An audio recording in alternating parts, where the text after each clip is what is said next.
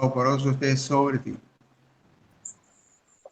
Te damos Amén. gracias por este día, por este nuevo día que nos permite estar en este mundo natural, en este día que nos permite que abramos nuestros ojos y tomemos conciencia de nuestro ser. Damos gracias al Todopoderoso porque Él es bueno, Él es grande, Él es poderoso, Él es lleno de gracia. Él derrama de su corazón sobre nosotros su bendición, su luz que ilumina todo el universo. Damos gracias, Padre Santo, porque a ti se te place que retornemos nuevamente a esta vida, que despertemos, que salgamos de ese sueño y despertemos nuevamente y tomemos conciencia. Y decimos a ti, Padre Santo, escucha, oh Israel, Adonai nuestro Elohim, Adonai uno solo es. Y amaremos al Todopoderoso con todo nuestro corazón, con toda nuestra mente, con todas nuestras fuerzas. Enfocaremos todo nuestro ser, todas nuestras capacidades de actuar, de vivir en torno a lo que Él es. Nos cobijamos bajo su manto sagrado para que su protección, su bendición esté con nosotros y en nosotros en este día. Damos gracias, Padre, porque tú eres bueno. Bueno, y ayer el Señor me... Vamos a brindar, pues, Vamos a brindar, mi querido pastor. Buenos días por por, todos. Un besito por todo el para grupo. activar las neuronas. El Señor me puso ayer a hacer un videito para como anunciar de lo que vamos a hablar hoy. Eh, y, y de verdad que son esas cosas que se han hecho manifiestas en nuestra vida, en nuestro trasegar diario en generar en nosotros una conducta, una disciplina eh, eh, para desarrollar el cómo vivir, el cómo actuar en este mundo que está sustentado en en la economía. La mayoría de nuestros logros, nuestras capacidades de, de brindar confort y, entre comillas, felicidad a nuestra familia y a nosotros mismos es la capacidad de ser bendecidos. Bendecidos. En la medida en que somos bendecidos en nuestras vidas, en esa misma medida nosotros comenzamos a desarrollar lo que el mundo es en este siglo XXI. Y se generan posiciones de vida y, y subgrupos de vida que a los ojos de la Torá puede puede ser una realidad, pero también puede ser una mentira, una falacia. ¿De qué estoy hablando? Estoy hablando de cómo, cómo, cómo hacemos nosotros para que la bendición que está ya en los cielos, que estaba ya desde la creación del mundo para todos los seres humanos, cómo hacer posible que esa bendición que está allá eh, llegue y baje a nuestras manos. ¿Cómo hacerlo? ¿Dónde está, dónde está esa impronta? ¿Dónde está ese gran secreto para que lo que dice la Biblia, lo que dice la Torah, sea una realidad en nuestras vidas? Y esa es la lucha y ese es el afán que tenemos nosotros ahora con todo esto que hizo frenar al mundo y que ahora se está reactivando nuevamente. Y un afán que la gente quiere nuevamente empoderar, olvidándose de que Hashem, el Todopoderoso, hizo que hubiese un par en nuestras vidas porque había algo que no estaba bien. Pero la gente se está olvidando y se está olvidando del pare y está tratando de interactuar como se hacía, como lo hacíamos antes de febrero de este año. Y los indicadores nos están arrojando nuevamente que nuevamente las personas se están contagiando, nuevamente las personas están cayendo eh, en una cama, en un hospital, y la gente se está nuevamente muriendo.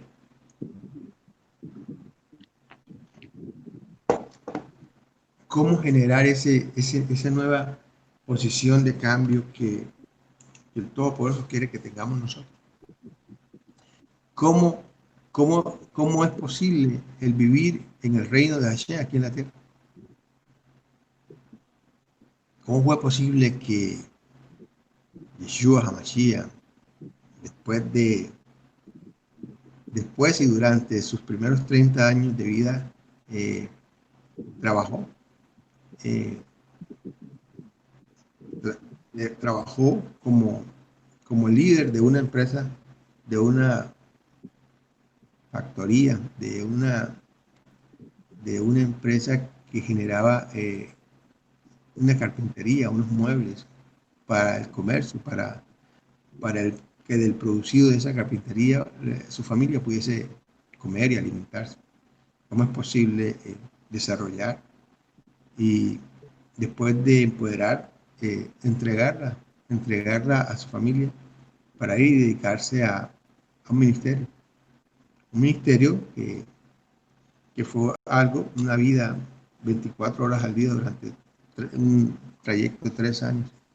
¿Y cómo fue posible que la base, el sustento, la base financiera no se modificara y pudiese desarrollar y caminar e ir y empoderar todo eso que hizo en esos viajes cíclicos que hacía desde Nazaret, desde el mar de Galilea hasta Jerusalén, alrededor de Jerusalén, y nuevamente subía a Nazaret y nuevamente bajaba a Jerusalén? Y eran viajes bueno, ya en este siglo XXI hemos podido descifrar y tener una, una línea de tiempo. ¿Cuánto se demoraba él caminando y trasegando por estas tierras cuando no había medio de transporte? Todos lo hacían caminando y en el mejor de los casos subido a un barco. ¿Cuánto tiempo demoraba? Y ahí está la base de nuestra pregunta hoy. ¿Cómo es posible vivir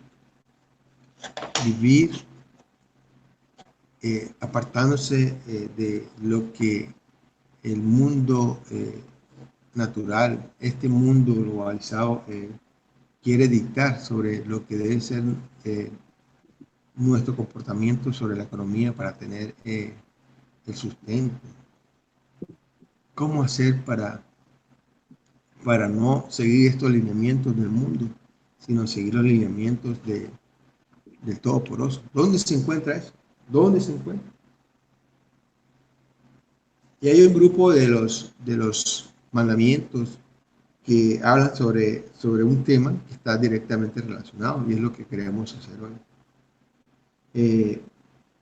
Este grupo se ha agrupado y tiene como título de estos mandamientos: los pobres e infortunados.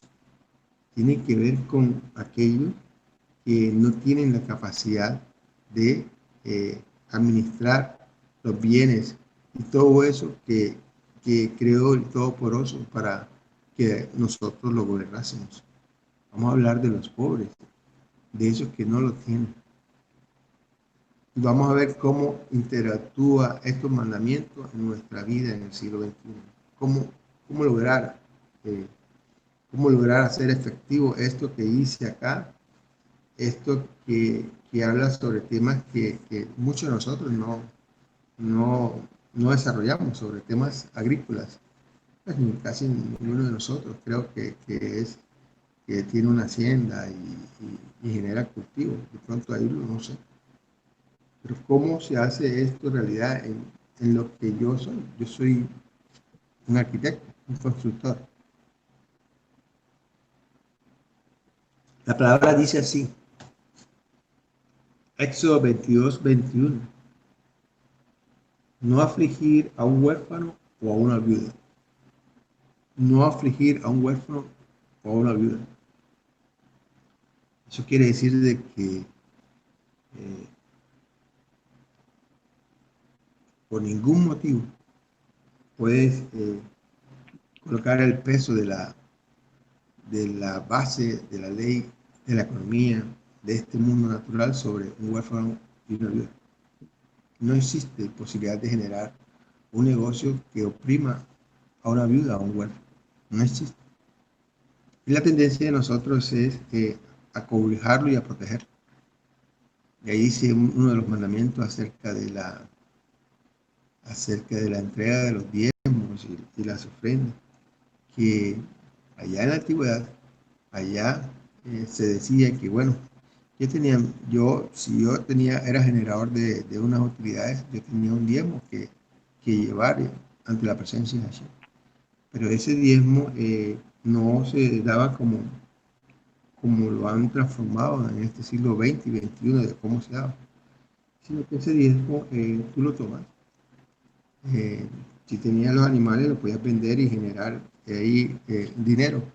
Y con ese dinero te ibas allá cerca a Jerusalén o ibas donde el Todopoderoso te indicara que fueses. Y ahí eh, hacías una gran comida. Y esa gran comida invitabas a los huérfanos, a las viudas, al extranjero y a los levitas. Y ese gran banquete que haces, lo compartes con ellos. El, el producido de, del diezmo y la ofrenda, lo compartías alimentándolos a ellos. Es una forma de entregar el diezmo. Y yo me acuerdo cuando el año pasado hacíamos unos sancochitos sabrosos allá donde la mamá de Liu. Y éramos poquitos. Sin embargo, ese día, ese tiempo de 2 horas que estábamos, compartíamos la mesa y eran momentos buenos, agradables. Eran momentos en donde el peso de la economía del mundo se diluía, porque todos nos alimentábamos, todos compartíamos, todos generaban dentro de nosotros un gozo y una libertad. Eran buenos momentos de compartir. Y la palabra de hoy no tiene nada que ver con el tema del diezmo, simplemente estoy hablando sobre la cobertura que le damos a todo huérfano y a toda viuda, siempre que se nos presente. Yo siempre pregunto, yo siempre le pregunto a mi esposa, ya me presentan a alguien, sus papás están vivos, y dependiendo de la respuesta, mi posición de vida, mi posición de relacionarme con esa persona cambia. Si yo sé que ella es una viuda, o es viudo, o si es un huérfano, cambia absolutamente por este mandamiento. Éxodo 22:21. Está ya impregnado en mi mente. Y esa es la primera posición y esa es la primera acción que genera disciplina. Recuerda lo que habló López ayer, que genera disciplina en mí. Una posición de generar una mayor atención, un mayor favor por estas personas.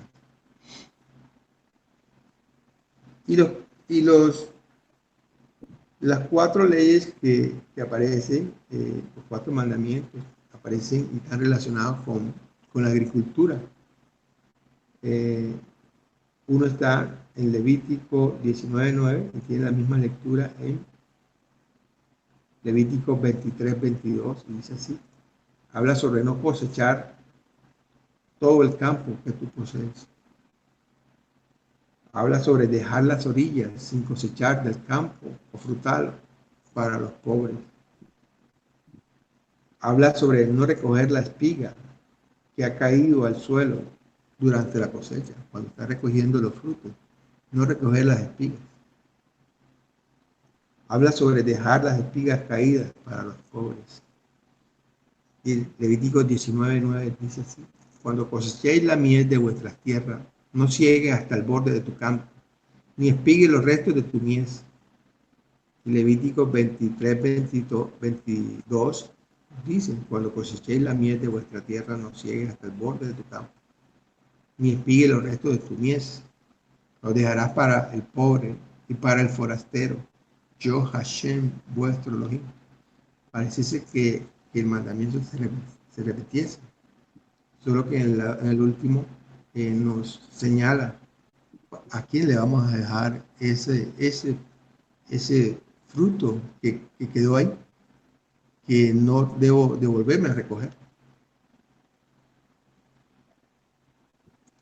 Y piense que esta posición de estos mandamientos van en contravía de lo que nosotros conocemos como la fortaleza de un empresario en este siglo XXI. Acá en el mundo natural vemos que todos los procesos que genera una empresa, una factoría, van en la línea de pensamiento de que no se debe gastar nada, no se debe malgastar nada del producido, que todo debe generar una utilidad a ultranza. Y en nuestro pensamiento racional estaríamos diciendo sí, pero es que eso está bien, que el producido debe ser el máximo que se pueda y se debe recoger todo para que la utilidad o el porcentaje de utilidades no mengue, no baje y poder tener una mayor capacidad adquisitiva financiera. Ese es el pensamiento de, del siglo XX y XXI, del siglo XVIII al XXI. Maximizar la producción para que a partir de ella las finanzas sean más, se desarrollen más, tengan más empoderamiento. De ahí parte toda esa filosofía de la, de la época de la industria. Y acá nos dicen acá nos hablan que sí, que todo lo que tú hagas produce y producirá, pero dice que no tendrás esa intención de tomar todo para ti, sino que en ese gran producido debes generar espacios para que otros tomen y otros puedan alimentarse.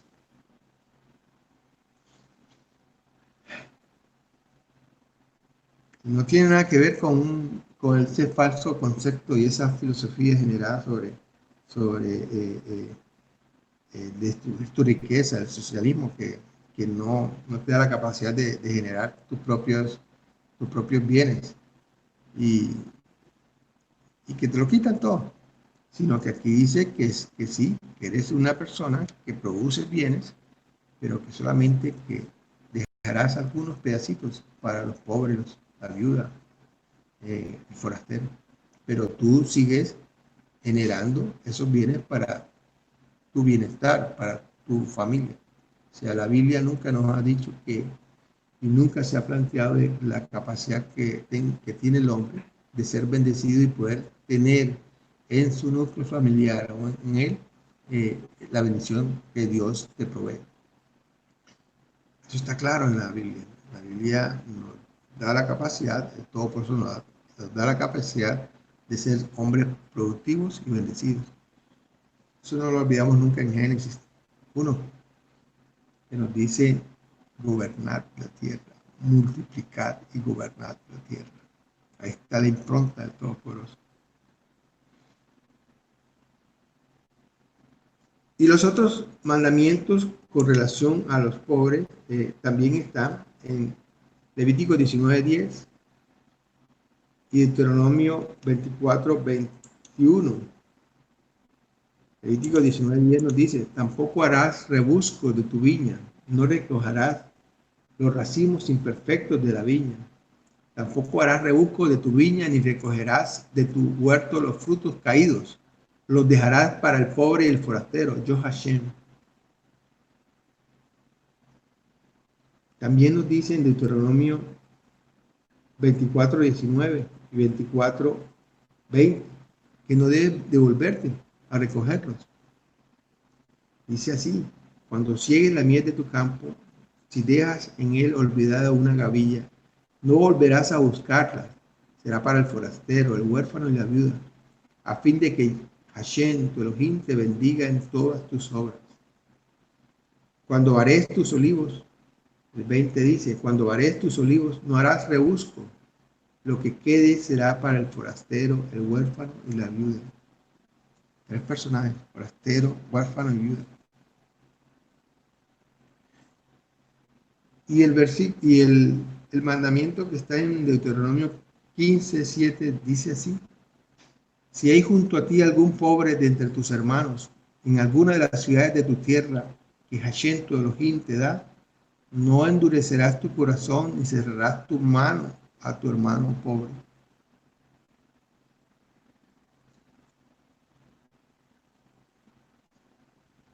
Y este es un mandamiento que va directamente a nuestra mente, a nuestro corazón.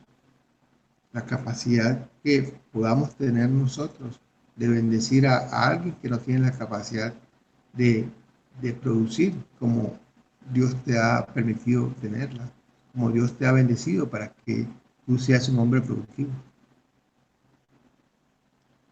Y una dura que en su momento también la declaró Yeshua HaMashiach en los mandamientos, en su ministerio, en los evangelios, está relacionado con Deuteronomio 15:11. Y nosotros esto sí lo pudimos ver en la última vez que estuvimos en Jerusalén. Está relacionado con Deuteronomio 15:11, que es dar, allá se dice tzedakah, que dar caridad según lo que el Todopoderoso te indique. Y dice así en la Biblia: pues no faltará pobre en esta tierra, por eso te doy yo este mandamiento. Debes abrir tu mano a tu hermano, aquel de los tuyos que es indigente y pobre en la tierra. Recuerda que el Mashiach habló de ese tema. Y aquí no lo especifica. Y es uno de los pocos mandamientos en donde los precisa, colocando dentro de él mismo que es un mandamiento. Por eso te doy yo este mandamiento. Deja abrir tu mano a tu hermano, aquel de los tuyos que es indigente y pobre en tu tierra.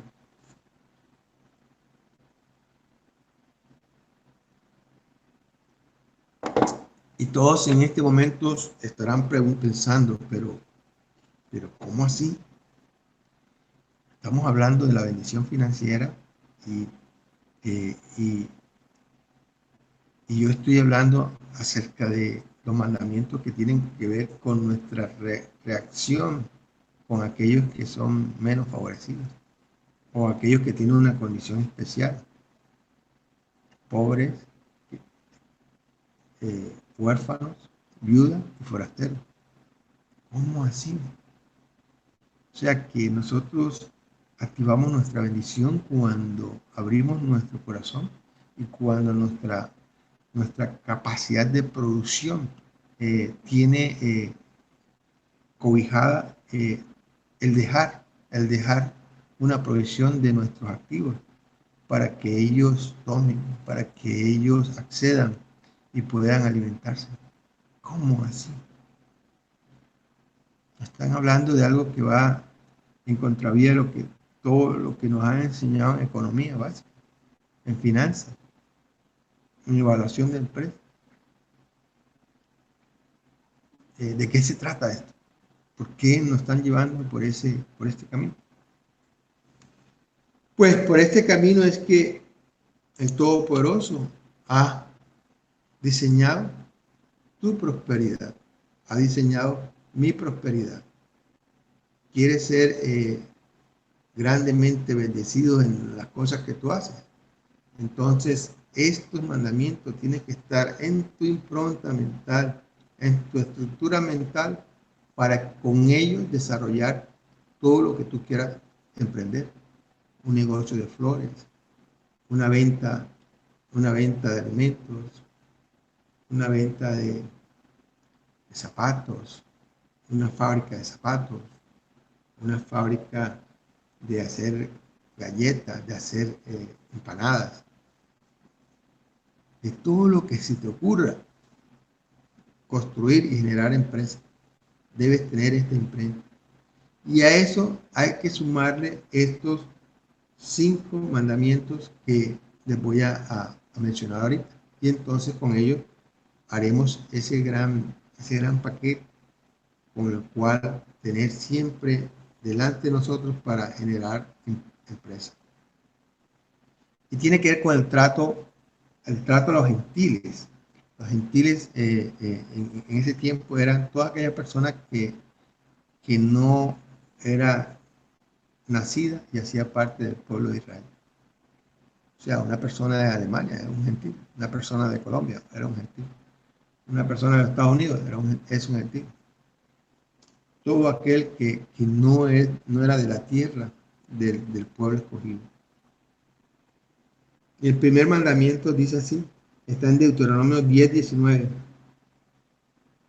Amad al forastero porque forastero fuisteis vosotros en el país de Egipto. Primerito, amad al forastero. Y si yo estoy en Colombia, todos somos forasteros. Entonces, nuestra posición ante todas las personas es amarlo. Y entonces, ese gran mandamiento que declaramos todos los días de amar a Hashem se vuelve una realidad en nosotros, en amar a todas las personas, porque en ti y en mí está el aliento de vida. En ti y en mí está ese pedacito del Todopoderoso que tomó de allá del cielo y lo colocó en la barriga de una mamá para que fueses tú y yo, para que fuésemos hijos. ¿Se acuerdan lo de anoche? Para que y todos somos hijos. Y por esa razón, nuestra posición ante todo el mundo es amarlo. Inclusive aquel el que crea que pueda hacerte daño. Se derrota amándolo. Se derrota dando como el Mashiach dio. El Mashiach dio a todos.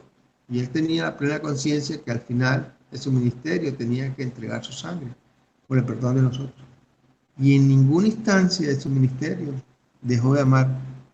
Y fíjense que los mayores milagros y los mayores deseos estuvo sobre unos forasteros. No hay ninguno en Israel que tenga una fe más grande que este hombre. ¿De acuerdo? El forastero. Su mejor elogio fue para un forastero. Y cumplió la palabra de Hashem. No perjudicar a un extranjero mediante el habla, o sea, no embolatarlo. Esas cosas que suceden en nuestro país. Y llega alguien, entonces, en un almuerzo en una playa vale 50,000 pesos. Y llega un extranjero y entonces se lo venden por 400,000. Están infringiendo este mandamiento. Porque debe haber amor, debe haber una protección sobre ese que llega a un nuevo sitio y desconoces cómo es el manejo financiero de las cosas.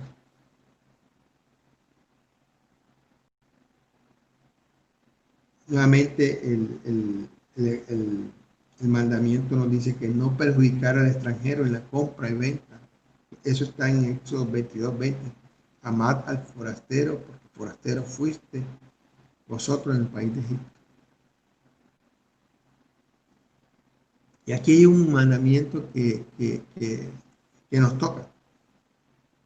toca siendo cristianos, que dice así: no emparentarás en matrimonios mixtos con los gentiles.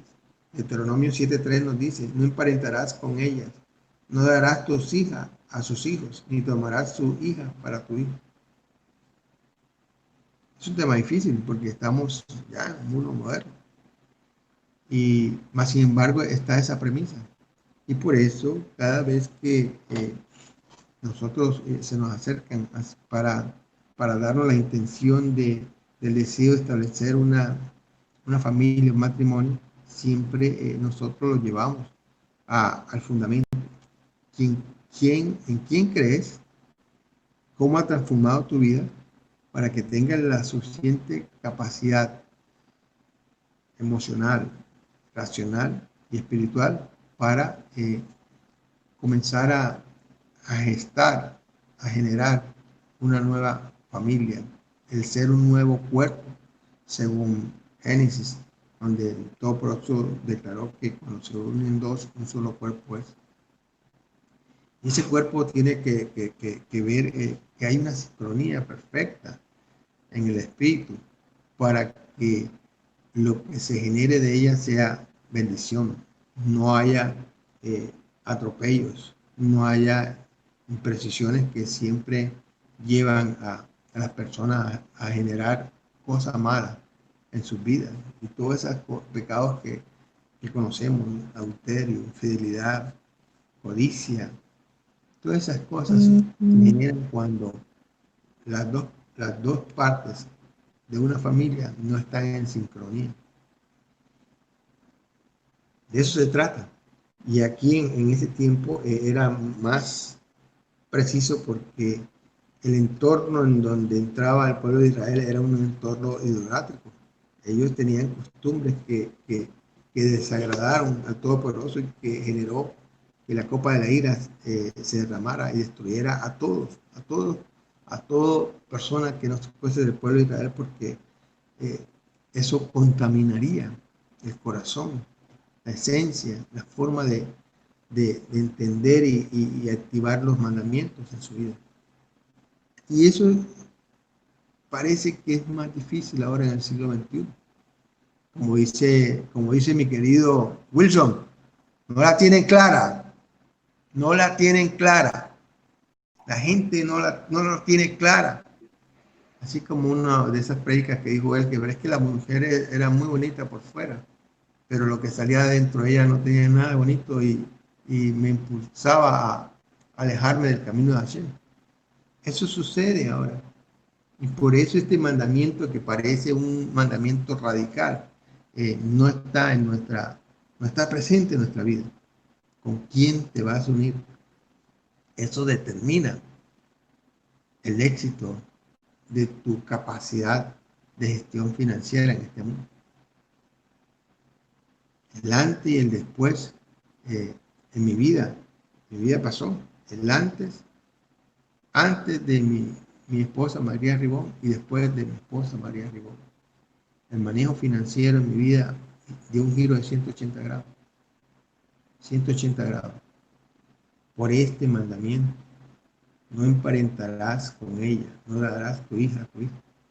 Y por eso mi posición de vida, después de pasar este gran desierto, fue una de mis consignas: Señor, permíteme casarme con una mujer que le tema al Señor, que le tema a Hashem, una mujer que sea de acuerdo a lo que está en tu Biblia, a lo que está en la Torah. Y no conocía el mundo cristiano, no sabía que existía. Y el Señor me llevó a encontrarme con ella y me dijo: ella es tu esposa. Y no sabía que era cristiana, no sabía que era profeta. Solamente en mí sabía que si el Señor me acercaba era porque ella era temerosa de Hashem. Era la primera premisa para seleccionar a mi esposa, que fuese temerosa del Todopoderoso, que estuviese eso en su corazón.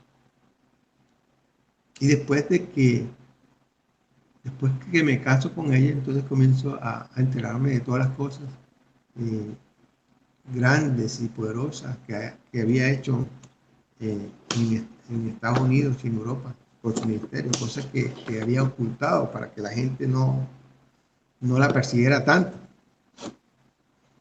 Y fíjense que está en este mandamiento y es uno de los apalancamientos para el éxito financiero. Y nos quedan dos.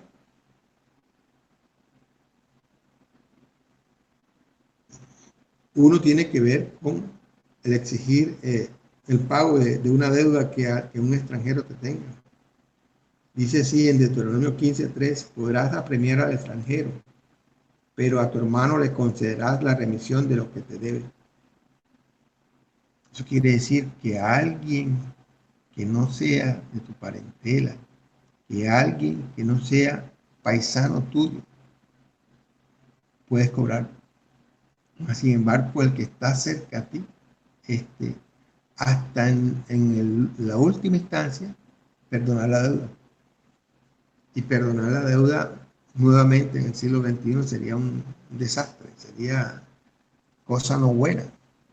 Pero aquí nos estás diciendo que para que tengas bendición, debes hacerlo. Llegará a instancia de la vida de un negocio en donde el Señor te dirá, tranquilo, déjalo, déjalo. Y eso producirá sus frutos más adelante. Y nos remata con el trato a los gentiles, el mandamiento que está en Deuteronomio 23:21, que dice así: al extranjero podrás prestarles a interés, pero a tu hermano no le prestarás a interés, para que Hashem, tu Elohim, te bendiga en todas tus empresas en la tierra. Se lo repito, el final de este mandamiento. Pero a tu hermano no le prestarás a interés, para que Hashem, tu Elohim, te bendiga en todas tus empresas en la tierra.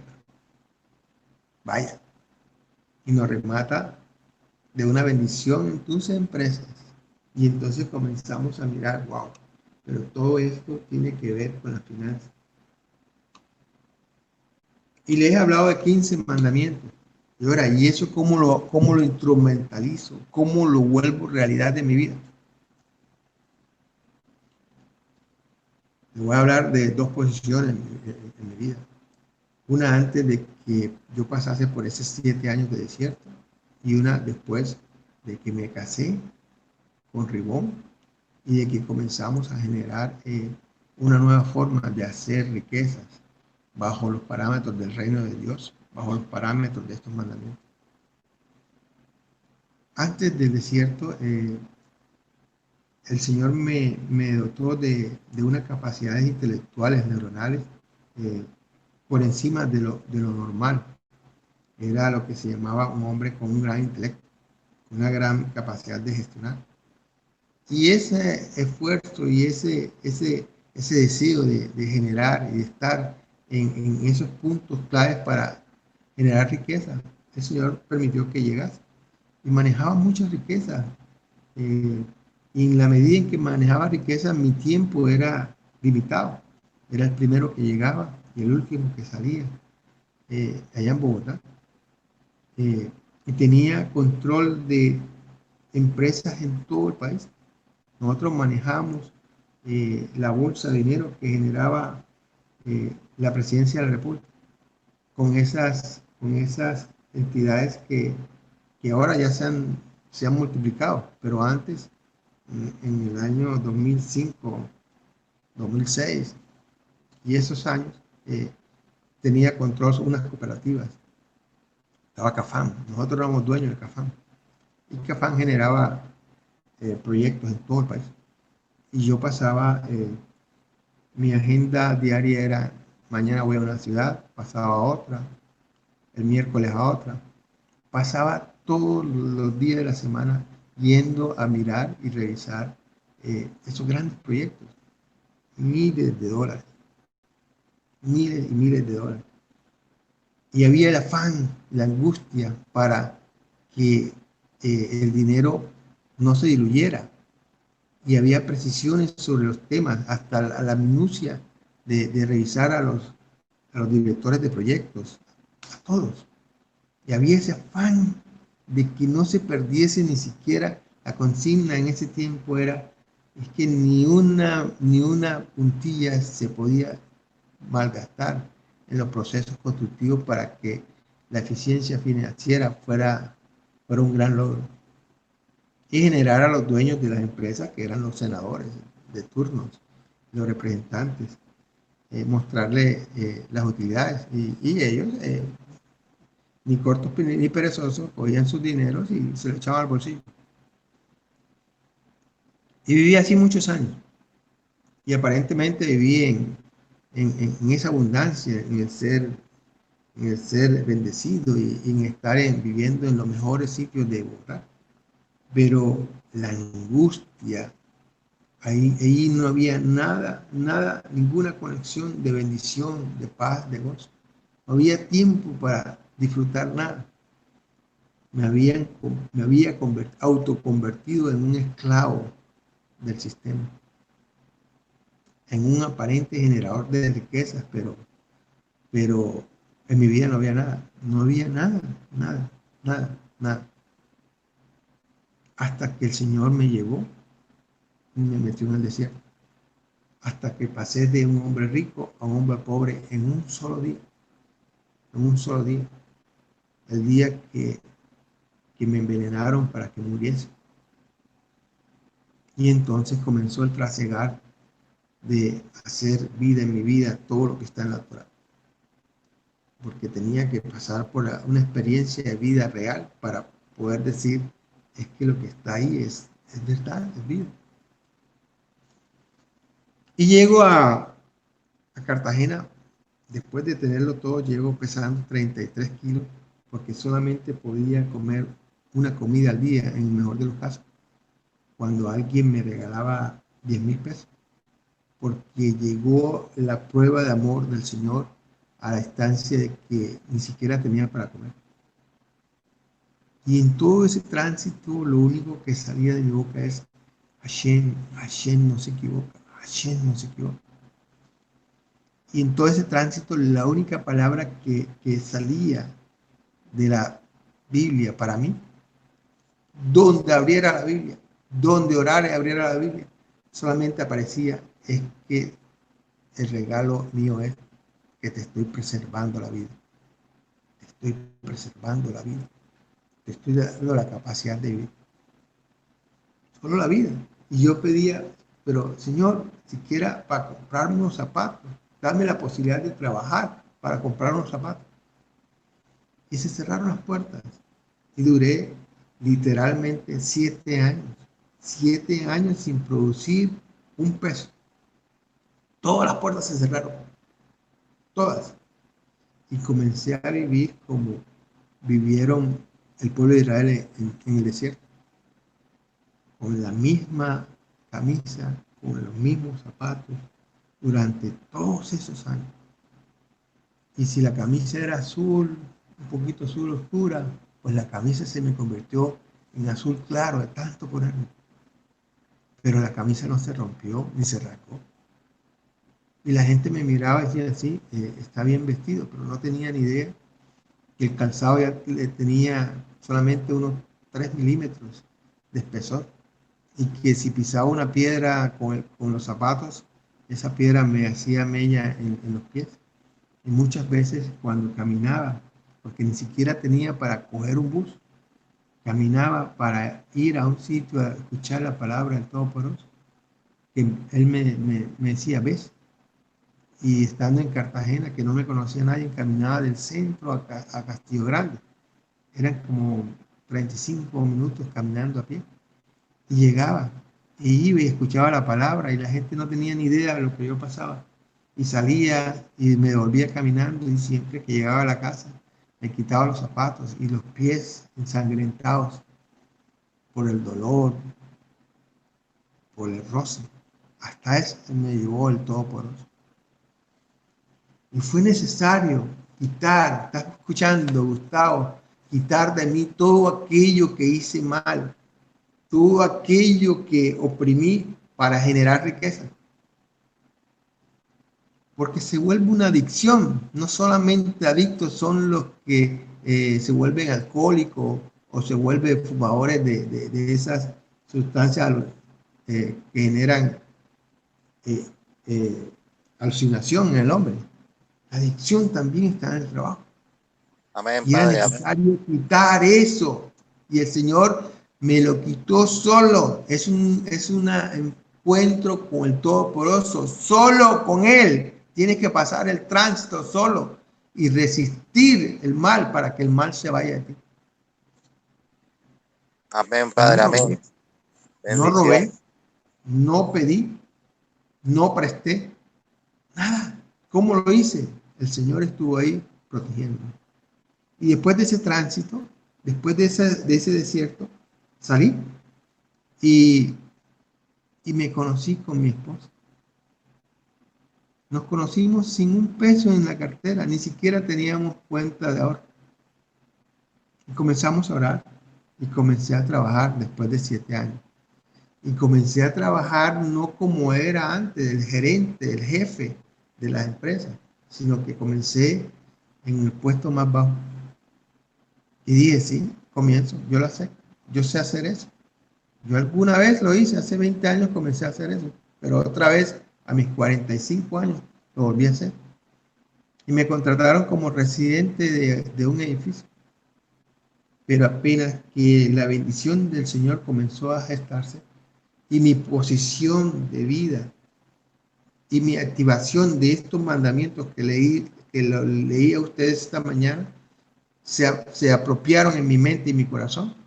Entonces la bendición comenzó a flotar. Y no duraron 3 meses cuando me subieron de puesto y me duplicaron el sueldo. ¿A quién le duplican el sueldo en 3 meses de trabajo? Extraño. Y la bendición del Todopoderoso comenzó a estar ahí. Y comencé a ver a las personas como amigos, como hermanos. Y entonces los trabajadores dejaron de ser aquellos instrumentos, aquellas manos que no eran las mías para producir un bien para mí, a hacer y a tenerlos como parte de mi familia y a empoderarlos y a enseñarles cómo hacer los procesos para que en ellos se generara una mayor capacidad de productividad. Hasta ahí me convertí de un arquitecto a explicarle a la gente cómo se hacen las cosas. Me convertí en un maestro de obra y a darle el empoderamiento de la palabra, a decirle y a enseñarles a todos que todos podemos comenzar de cero, que si has llevado una vida de trabajo y esfuerzo y esfuerzo y esfuerzo y que no lo has logrado, el Señor llega en un momento, distancia en tu vida, en donde el trabajo sobrará para comenzar a construir tus sueños. Y yo llevo 13 años viviendo en esta ciudad de Cartagena. Y el Señor ha permitido que se marque una diferencia en mis trabajos, en todo lo que lidero acá. La forma de acceder a los trabajos, a los contratos cambió. Porque ahora no era con mi esfuerzo o hacer relaciones especiales con la gente que tiene la capacidad de darme trabajo, de darme obra, sino que partió de una instancia de oración. Era la oración la que en la intimidad nos señalaba el Señor, ves a tal parte. O nos llenaba de gracia y de unción para donde estuviésemos, marcásemos la diferencia. Y eso sucedió. Entonces, ¿cómo hago vida estos mandamientos que hablan sobre cultivo, de dejar? ¿Cómo lo hago en mi vida que soy arquitecto? ¿Cómo lo haría Wilson en su vida como profesional que es? ¿Cómo lo haríamos? Pues yo le voy a decir cómo lo hago como arquitecto y constructor. El mundo nos dice en las empresas, yo sé, por ahí está, no está mi querida ingeniera, no la veo por acá. pero es un gran secreto. El mundo nos dice en el mundo de la construcción que tú debes generar una utilidad y que esa utilidad mínima que debes generar para que sea buena es que de un trabajo tú te ganes el 30%. De un trabajo tú generes el 30% de utilidad bruta, y en el mejor de los casos líquida. O sea, que pagues todo y te quede un 30%. Y normalmente en los trabajos que nosotros hacemos construcción, un trabajo pequeño de construcción para nosotros eh, sería una obra de 200 millones de pesos. Y entonces lo que dice la ley, lo que dice el mundo natural y el mundo, la economía global es que yo debo, de esos 200 me debo ganar el 30% en el mejor de los casos. Me debo ganar 60 millones de pesos. Y que un contrato de 200 millones normalmente lo hacemos en 4 meses. O sea que me debo ganar 50 millones mensuales. Eso marca el mundo. Pero ¿qué dice la palabra? Que cuando siembro debo dejar las esquinas. Y cuando recojo no me puedo volver para recoger las espigas. Que cuando recojo el fruto debo dejar para que el huérfano, la viuda y el forastero puedan alimentarse. ¿Cómo hago eso en mi vida? ¿Okay? Entonces, si el mundo dice que debo ganarme el 30%, yo en la gestión inicial debo generar un entorno tal en donde la productividad se sea manifiesta. Siembras y cosechas el 60 y el 100. ¿Sí han escuchado esa palabra? Cuando siembras, el Señor te bendice y recibes una cosecha del 60, del 100 y a veces hasta más del 100. Entonces debes gestionar de tal forma tus proyectos para que se genere un mayor ingreso a mis trabajadores, producto de su trabajo. Pero adicionalmente, yo de ese 30%, cojo el 10%. El 10% es mi utilidad. Y sutilmente, sin que las personas sepan ni se den cuenta, yo la reparto entre ellos. Entonces, si un contratista, por dar un ejemplo, me cobra a todo costo por hacerme el metro cuadrado de un muro de Superboa en yeso cartón, por decir una cifra, 30,000 pesos está el mercado, pues yo contrato, busco a los que son los mejores y le digo, no te voy a pagar 30, te voy a pagar 33, 35,000 por el metro cuadrado. Y se corre la voz, y se corrió la voz en la ciudad, que había un arquitecto que pagaba por encima de los precios establecidos en el mercado. Y esa posición de vida, haciendo realidad lo que dice estos mandamientos, lo que generó en mí es que llegaron en 2 años de trabajo en la ciudad, llegaron a mi empresa los mejores trabajadores de la ciudad. Todos querían recibir un plus más de lo que usualmente estaba el mundo acostumbrado a pagar. Y ellos mismos se afinaban, y ellos mismos protegían el entorno de la empresa, y ellos mismos seleccionaban o no dejaban entrar el que no era bueno en experticia y el que no era bueno de corazón, el que usualmente hacía algo y se robaba algo y se llevaba algo para la casa. Los principios del dar, los principios de repartir, eso que te dice Dios que reparta de tu producido, se volvió una fortaleza en mi empresa, se volvió una fortaleza en mi vida. Y entonces una persona, un arquitecto que no conocía a nadie, que conocía solo su familia y que su familia lo tenía ahí como apartado porque no sabía por qué llegó en esas condiciones. Comencé a tener no trabajadores, sino a tener hermanos, a ser la cabeza de familia de este grupo de personas. Y no te estoy hablando de 5, ni 10, 100, 200. Y pasé de generar proyectos de 200 millones, de 100 millones. Yo me acuerdo que comencé, el primer proyecto que comencé, lo hicimos un contrato por 17 millones de pesos y lo hicimos en un mes. Algo imposible porque era una multinacional y generaban esos contratos para que todo el mundo se quebrara. Pero con esta nueva posición no solamente generamos el contrato en menos de 30 días, lo hicimos en 28 días. Por irse inyectar en el corazón de los trabajadores, de compartir las utilidades que yo estaba generando, pagándole un plus más y diciéndole, es que vas a recibir esta platica y esa platica no te las tomes todas, no te las gastes todas, vamos a frenar un poco el tomar porque yo necesito que el lunes estés bien, no necesito que vengas en guayabado.